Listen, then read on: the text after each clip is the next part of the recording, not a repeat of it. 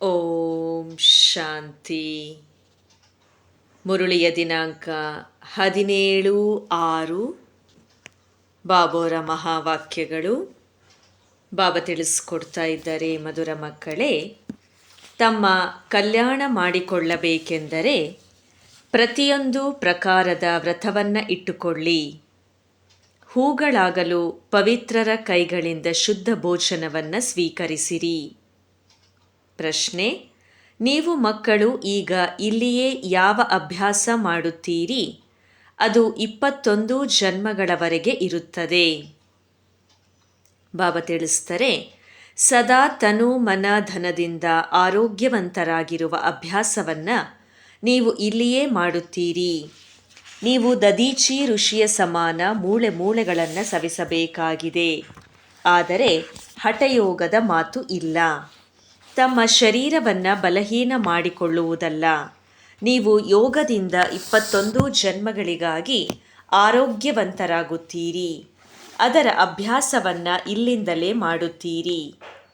ಓಂ ಶಾಂತಿ.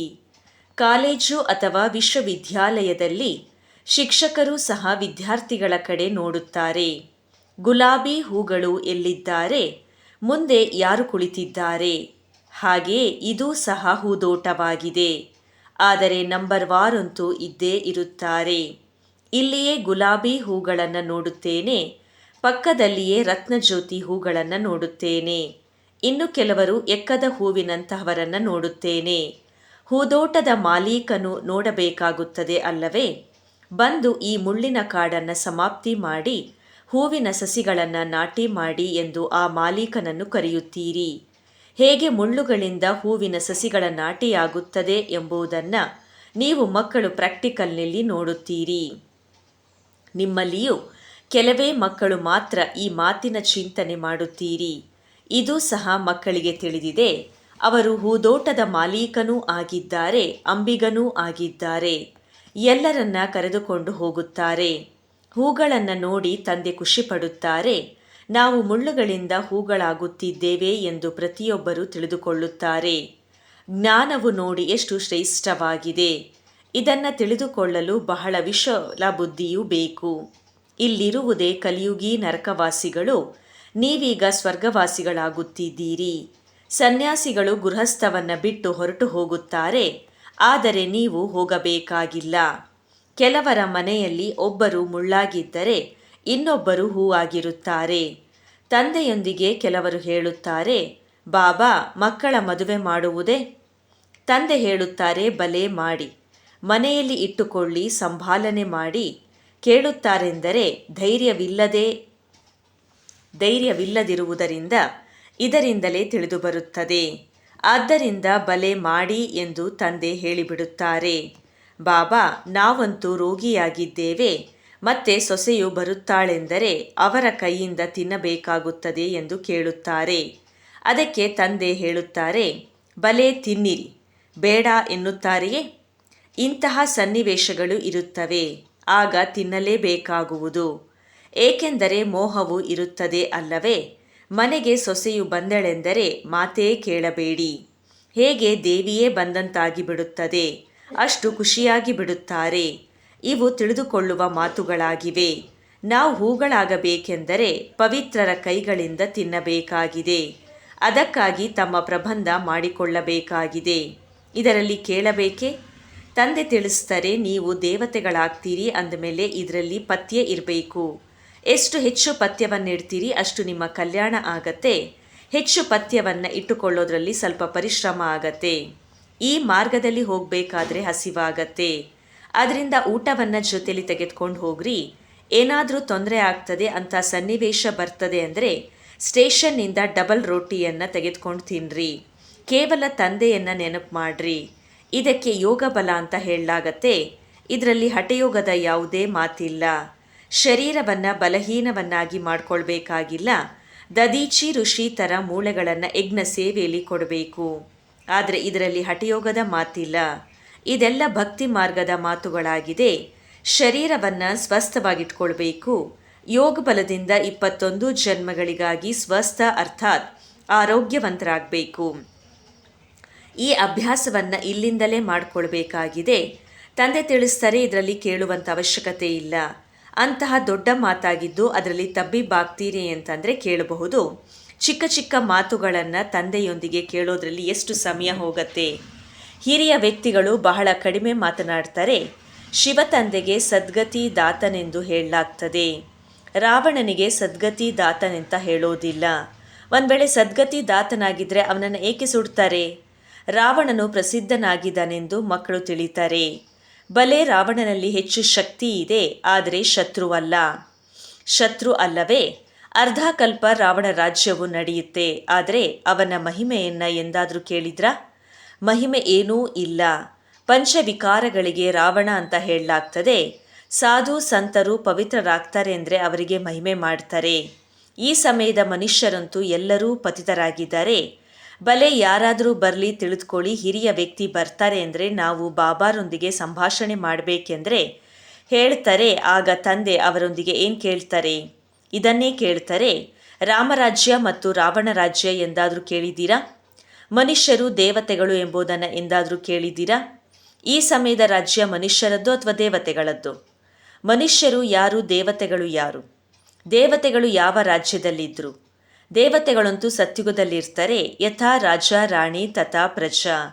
ನೀವು ಪ್ರಶ್ನಿಸಬಹುದು, ಇದು ಹೊಸ ಸೃಷ್ಟಿಯೋ ಅಥವಾ ಹಳೇದೋ? ಸತ್ಯುಗದಲ್ಲಿ ಯಾರ ರಾಜ್ಯ ಇತ್ತು? ಈಗ ಯಾರ ರಾಜ್ಯ ಇದೆ? ಚಿತ್ರಗಳಂತೂ ನಿಮ್ಮ ಮುಂದಿದೆ.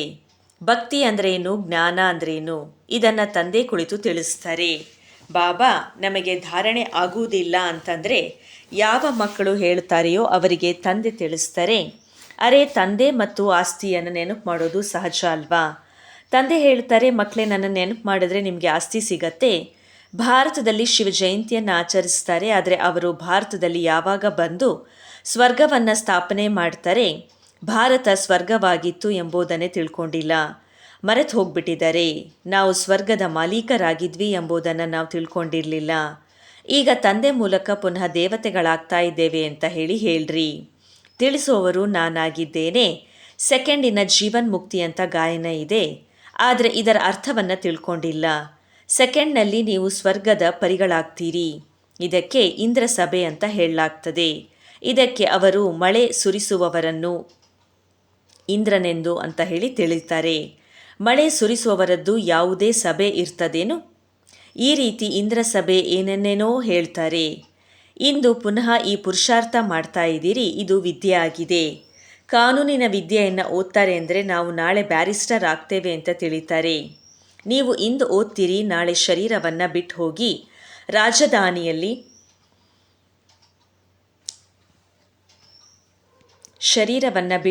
ರಾಜಧಾನಿಯಲ್ಲಿ ಜನ್ಮವನ್ನು ಪಡಿತೀರಿ. ನೀವು ಭವಿಷ್ಯಕ್ಕಾಗಿ ಪ್ರಾರಬ್ಧವನ್ನು ಪಡಿತೀರಿ. ಇಲ್ಲಿಂದ ಓದಿ ಹೋಗ್ತೇವೆ ಅಂತಂದರೆ ಮತ್ತೆ ನಮ್ಮ ರಾಜ್ಯ, ನಮ್ಮ ಜನ್ಮ ಸತ್ಯುಗದಲ್ಲಾಗತ್ತೆ. ನಮ್ಮ ಲಕ್ಷ್ಯವೇ ಆಗಿದೆ ರಾಜ್ಕುಮಾರ ರಾಜಕುಮಾರಿ ಆಗೋದು. ಇದು ರಾಜಯೋಗ ಅಲ್ವಾ? ಬಾಬಾ ನಮ್ಮ ಬುದ್ಧಿಯ ಕೆಲಸ ಮಾಡುವುದಿಲ್ಲ ಅಂತ ಕೆಲವರು ಹೇಳ್ತಾರೆ. ನಿಮ್ಮ ಅದೃಷ್ಟವೇ ಹೀಗಿದೆ, ಡ್ರಾಮಾದಲ್ಲಿ ಪಾತ್ರವೇ ಹೀಗಿದೆ, ಅದನ್ನು ತಂದೆ ಬದಲಾವಣೆ ಮಾಡೋದಕ್ಕೆ ಹೇಗೆ ಸಾಧ್ಯ? ಸ್ವರ್ಗದ ಮಾಲೀಕರಾಗಲು ಎಲ್ಲರೂ ಹಕ್ಕುದಾರರಾಗಿದ್ದಾರೆ, ಆದರೆ ನಂಬರ್ ವಾರ್ ಅಂತೂ ಇರ್ತಾರೆ ಅಲ್ವಾ? ಎಲ್ಲರೂ ರಾಜರಾಗಿ ಬಿಡೋದಿಲ್ಲ. ಈಶ್ವರೀಯ ಶಕ್ತಿ ಇದ್ದರೆ ಎಲ್ಲರನ್ನ ರಾಜರನ್ನಾಗಿ ಮಾಡಿಬಿಡಲಿ ಅಂತ ಕೆಲವರು ಹೇಳ್ತಾರೆ. ಮತ್ತೆ ಪ್ರಜೆಗಳಿಂದ ಬರ್ತಾರೆ. ಇದು ತಿಳುವಳಿಕೆಯ ಮಾತಲ್ವಾ? ಈ ಲಕ್ಷ್ಮೀನಾರಾಯಣ ರಾಜ್ಯ ಇತ್ತು, ಈಗಂತೂ ಕೇವಲ ನಾಮ ಮಾತ್ರ ಮಹಾರಾಜ ಮಹಾರಾಣಿ ಇದ್ದಾರೆ. ಬಿರುದುಗಳನ್ನು ಸಹ ಕೊಟ್ಬಿಡ್ತಾರೆ. 1-2 ಲಕ್ಷ ಕೊಟ್ಬಿಟ್ರೆ ಸಾಕು, ರಾಜ ರಾಣಿ ಬಿರುದು ಸಿಕ್ಬಿಡತ್ತೆ. ಮತ್ತು ಅವರ ಚಲನೆ ಈ ರೀತಿ ಇಟ್ಕೊಳ್ಬೇಕು. ನಾವು ಶ್ರೀಮತದ ಅನುಸಾರ ನಮ್ಮ ರಾಜ್ಯವನ್ನು ಸ್ಥಾಪನೆ ಮಾಡ್ತಾ ಇದ್ದೇವೆ ಅಂತ ಈಗ ನೀವು ಮಕ್ಕಳಿಗೆ ಗೊತ್ತಿದೆ. ಅಲ್ಲಂತೂ ಎಲ್ಲರೂ ಸುಂದರರಾಗಿರ್ತಾರೆ. ಈ ಲಕ್ಷ್ಮೀನಾರಾಯಣ ರಾಜ್ಯ ಇತ್ತಲ್ವಾ? ಶಾಸ್ತ್ರಗಳಲ್ಲಿ ಕಲ್ಪದಾಯಸನ್ನು ಬಹಳ ದೀರ್ಘವಾಗಿ ಬರೆದಿರೋದ್ರಿಂದ ಮನುಷ್ಯರು ಮರ್ತು ಹೋಗಿದ್ದಾರೆ. ನೀವೀಗ ಶ್ಯಾಮನಿಂದ ಸುಂದರರಾಗುವ ಪುರುಷಾರ್ಥ ಮಾಡ್ತಾ ಇದ್ದೀರಿ. ದೇವತೆಗಳು ಕಪ್ಪಾಗಿರ್ತಾರೇನು? ಕೃಷ್ಣನನ್ನ ಕಪ್ಪು, ರಾಧೆಯನ್ನು ಬಿಳುಪಾಗಿ ತೋರಿಸ್ತಾರೆ. ಸುಂದರರಾಗಿದ್ದರೆ ಇಬ್ಬರೂ ಸುಂದರರಾಗಿರ್ಬೇಕಲ್ವಾ? ಮತ್ತೆ ಕಾಮಚಿತೆಯನ್ನೇರಿ ಕಪ್ಪಾಗಿ ಬಿಡ್ತಾರೆ. ಅವರು ಸ್ವರ್ಣಿಮ ಪ್ರಪಂಚದ ಮಾಲೀಕರಾಗ್ತಾರೆ. ಇದು ಪತಿತ ಪ್ರಪಂಚವಾಗಿದೆ. ನೀವು ಮಕ್ಕಳಿಗೆ ಮೊದಲನೆಯದಾಗಿ ಆಂತರ್ಯದಲ್ಲಿ ಬಹಳ ಖುಷಿ ಇರಬೇಕು. ಮತ್ತು ದೈವಿ ಗುಣಗಳನ್ನು ಧಾರಣೆ ಮಾಡಬೇಕಾಗಿದೆ. ಬಾಬಾ ಬೀಡಿ ಸೇದುವ ಚಟವು ಬಿಟ್ಟು ಹೋಗ್ತಾ ಇಲ್ಲ ಅಂತ ಕೆಲವರು ತಂದೆಗೆ ಹೇಳ್ತಾರೆ. ಅದಕ್ಕೆ ತಂದೆ ಹೇಳ್ತಾರೆ, ಒಳ್ಳೆಯದು, ಚೆನ್ನಾಗಿ ಸೇದ್ರಿ. ಕೇಳ್ತೀರಾ ಅಂತಂದರೆ ಇನ್ನೇನು ಹೇಳಬೇಕು? ವ್ರತದ ಅನುಸಾರ ನಡೆದಿದ್ರೆ ಕೆಳಗೆ ಬೀಳ್ತೀರಿ. ತಮಗೆ ಅರಿವಿಲ್ಲ ಬೇಕಲ್ವೇ? ನಾವು ದೇವತೆಗಳಾಗ್ತೇವೆ ಅಂದರೆ ನಮ್ಮ ಚಲನೆ ವಲನೆ ಆಹಾರ ಪಾನೀಯ ಹೇಗಿರಬೇಕು ಎಂಬ ತಿಳುವಳಿಕೆ ನಿಮಗೆ ಇರಬೇಕು. ನಾವು ಲಕ್ಷ್ಮಿಯನ್ನು ನಾರಾಯಣನನ್ನು ವರಿಸ್ತೇವೆ ಅಂದರೆ ಎಲ್ಲರೂ ಹೇಳ್ತೀರಿ, ಒಳ್ಳೆಯದು, ತಮ್ಮನ್ನು ನೋಡ್ಕೊಳ್ಳಿ, ಈ ರೀತಿ ಗುಣ ಇದೆಯಾ? ನಾವು ಬೀಡಿ ಸೇರ್ತೇವೆ ಅಂದರೆ ಮತ್ತೆ ನಾರಾಯಣ ಆಗೋದಿಕ್ಕೆ ಸಾಧ್ಯನಾ?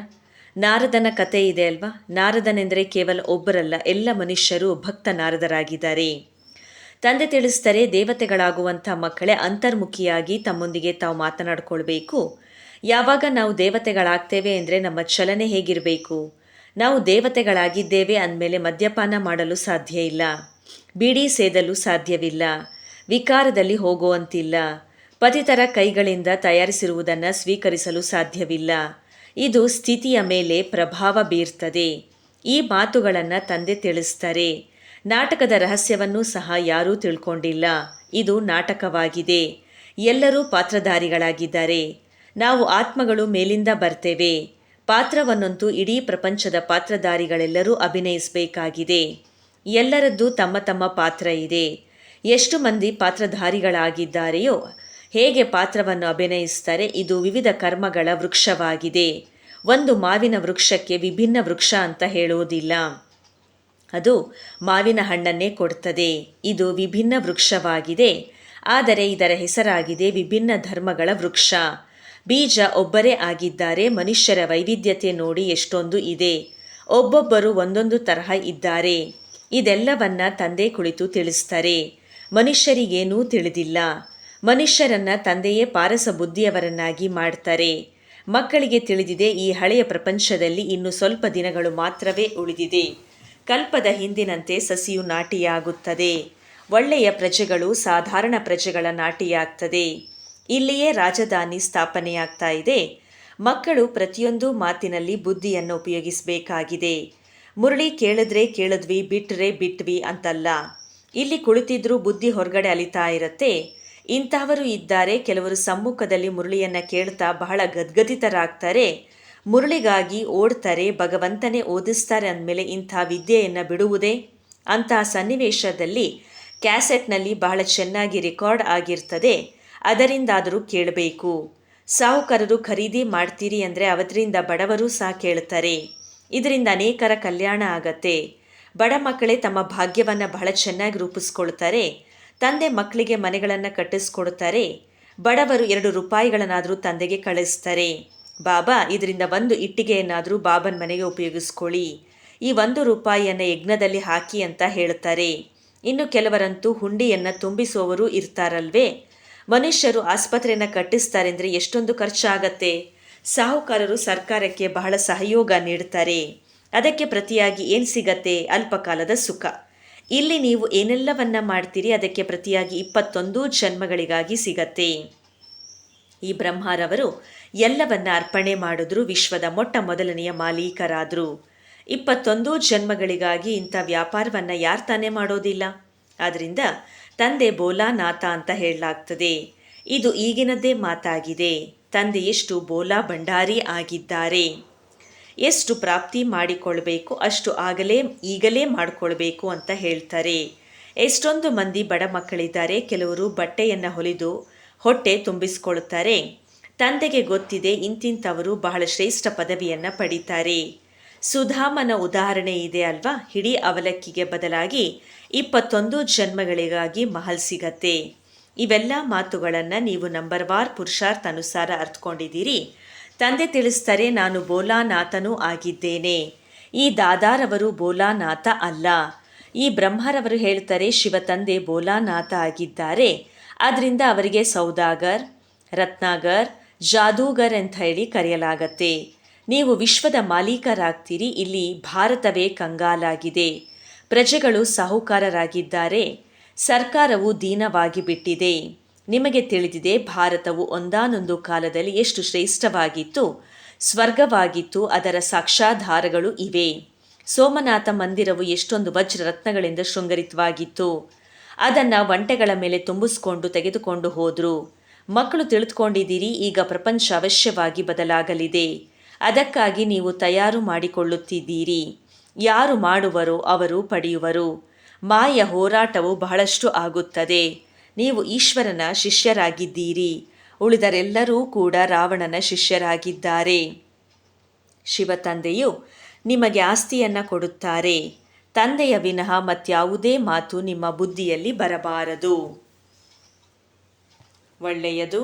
ಮಧುರಾತಿ ಮಧುರ ಅಗಲಿ ಹೋಗಿ ಮರಳಿ ಸಿಕ್ಕಿರುವಂತಹ ಮಕ್ಕಳಿಗೆ ಮಾತಾಪಿತಾ ಬಾಪ್ ದಾದಾರವರ ನೆನಪು, ಪ್ರೀತಿ ಹಾಗೂ ನಮಸ್ತೆ. ಆತ್ಮಿಕ ಮಕ್ಕಳಿಗೆ ಆತ್ಮಿಕ ತಂದೆಯ ನಮಸ್ತೆ. ಧಾರಣೆಗೋಸ್ಕರ ಮುಖ್ಯ ಸಾರದಲ್ಲಿ ಮೊದಲನೆಯ ಮಹಾವಾಕ್ಯ, ಅಂತರ್ಮುಖಿಯಾಗಿ ತಮ್ಮೊಂದಿಗೆ ತಾವು ಮಾತನಾಡಿಕೊಳ್ಳಿ. ನಾವು ದೇವತೆಗಳಾಗುತ್ತಿದ್ದೇವೆ ಅಂದ ಮೇಲೆ ನಮ್ಮ ಚಲನೆ ಹೇಗಿದೆ? ಅಶುದ್ಧ ಆಹಾರ ಪಾನೀಯಗಳಂತೂ ಇಲ್ಲವೇ? ಎರಡನೇ ಮಹಾವಾಕ್ಯ, ತಮ್ಮ ಭವಿಷ್ಯವನ್ನು 21 ಜನ್ಮಗಳಿಗಾಗಿ ಶ್ರೇಷ್ಠ ಮಾಡಿಕೊಳ್ಬೇಕಂದ್ರೆ ಸುಧಾಮನ ತನಹ ಏನೆಲ್ಲವ ಇದೆಯೋ ಅದನ್ನು ಬೋಲಾನಾಥ ತಂದೆಗೆ ಅರ್ಪಣೆ ಮಾಡಿ. ವಿದ್ಯಾಭ್ಯಾಸಕ್ಕಾಗಿ ಯಾವುದೇ ನೆಪ ಹೇಳಬಾರ್ದು. ವರದಾನ, ಆದಿ ಮತ್ತು ಅನಾದಿ ಸ್ವರೂಪದ ಸ್ಮೃತಿಯ ಮುಖಾಂತರ ತಮ್ಮ ಮೂಲ ಸ್ವಧರ್ಮವನ್ನು ತಮ್ಮದನ್ನಾಗಿಸಿಕೊಳ್ಳುವಂತಹ ಪವಿತ್ರ ಮತ್ತು ಯೋಗಿ ಭವ. ಬ್ರಾಹ್ಮಣರ ಮೂಲ ಸ್ವಧರ್ಮ ಪವಿತ್ರತೆಯಾಗಿದೆ. ಅಪವಿತ್ರತೆ ಪರಧರ್ಮವಾಗಿದೆ. ಯಾವ ಪವಿತ್ರತೆಯನ್ನು ತಮ್ಮದನ್ನಾಗಿಸಿಕೊಳ್ಳಲು ಮನುಷ್ಯರು ಬಹಳ ಕಷ್ಟ ಎಂದು ತಿಳಿಯುತ್ತಾರೋ ಅದು ನೀವು ಮಕ್ಕಳಿಗೆ ಅತಿ ಸಹಜವಾಗಿದೆ. ಏಕೆಂದರೆ ಸ್ಮೃತಿ ಬಂತು, ನಮ್ಮ ವಾಸ್ತವಿಕ ಆತ್ಮಸ್ವರೂಪ ಸದಾ ಪವಿತ್ರವಾಗಿದೆ. ಅನಾದಿ ಸ್ವರೂಪ ಪವಿತ್ರ ಆತ್ಮವಾಗಿದೆ ಮತ್ತು ಆದಿ ಸ್ವರೂಪ ಪವಿತ್ರ ದೇವತೆ ಆಗಿದೆ. ಈಗಿನ ಅಂತಿಮ ಜನ್ಮ ಸಹ ಪವಿತ್ರ ಬ್ರಾಹ್ಮಣ ಜೀವನದ ವ್ಯಕ್ತಿತ್ವ ಆಗಿದೆ. ಯಾರು ಪವಿತ್ರವಾಗಿದ್ದಾರೆ ಅವರೇ ಯೋಗಿ ಆಗಿದ್ದಾರೆ. ಸ್ಲೋಗನ್, ಸಹಜ ಯೋಗಿ ಎಂದು ಹೇಳಿ ಬೇಜವಾಬ್ದಾರಿತನವನ್ನು ತರಬೇಡಿ, ಶಕ್ತಿ ರೂಪ ಆಗಿ. ಅವ್ಯಕ್ತ ಸೂಚನೆ, ಆತ್ಮಿಕ ಸ್ಥಿತಿಯಲ್ಲಿ ಇರುವಂತಹ ಅಭ್ಯಾಸ ಮಾಡಿ ಅಂತರ್ಮುಖಿ ಆಗಿರಿ. ಹೇಳಲಾಗ್ತದೆ, ಅಂತರ್ಮುಖಿ ಸದಾ ಸುಖಿ. ಅವರಿಗೆ ಹೊರಗಿನ ಯಾವುದೇ ಆಕರ್ಷಿತರನ್ನಾಗಿ ಮಾಡೋದಿಲ್ಲ. ಎಂದೂ ಮನಮತ ಪರಮತ ಆಕರ್ಷಣೆ ಮಾಡೋದಿಲ್ಲ. ಅಂತರ್ಮುಖಿ ಸದಾ ಸುಖಿಯಾಗಿರ್ತಾರೆ. ಸುಖದಾತನ ಮಕ್ಕಳು ಮಾಸ್ಟರ್ ಸುಖದಾತ ಆಗಿರ್ತಾರೆ. ಬಾಹರ್ಮುಖತೆಯಿಂದ ಮುಕ್ತರಾಗಿರ್ತಾರೆ. ಒಳ್ಳೆಯದು. ಓಂ ಶಾಂತಿ.